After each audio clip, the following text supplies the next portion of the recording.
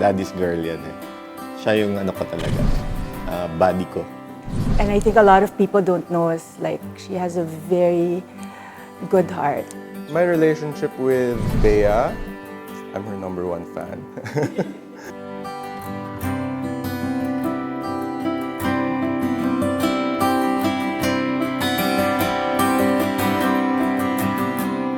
Pamilya ang nagsisilbing pinakamalaking inspirasyon ng third-year middle blocker ng Ateneo Lady Eagles na si Isabel Beatriz De Leon.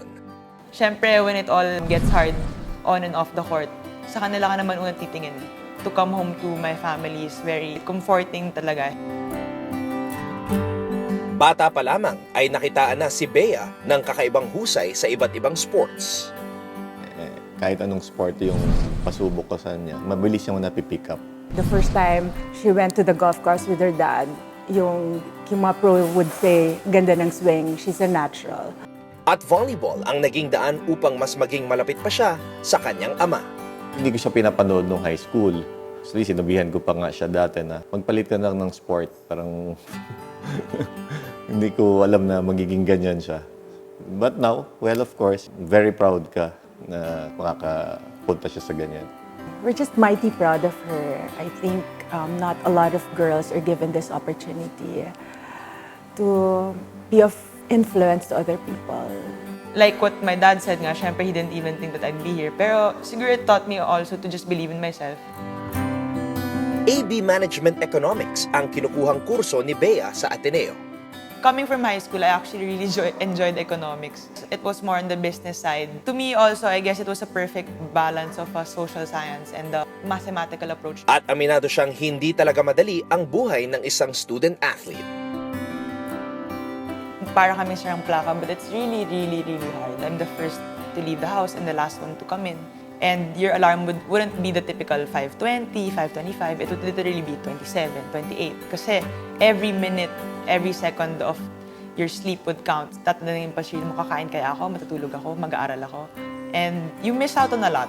It tests your character but builds it at the same time. Side top, yes! Dumaan sa matinding hamon ang Lady Eagles bago matagumpay na makapasok sa quarterfinals. Yes!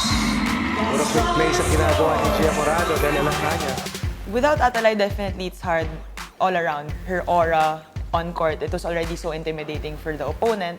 Even for us, kami parang, to me, teammate ko yan eh. So, kasi before, everyone yun naman, especially, let's say, 24 all, it would initially go to Atalay. I'd tell Gia sometimes talaga na, kay Atalay na lang, kay Atalay. Kasi parang hindi pa kaya ng loob namin. So, I think it gets hard with that aspect na we have to trust in ourselves individually more.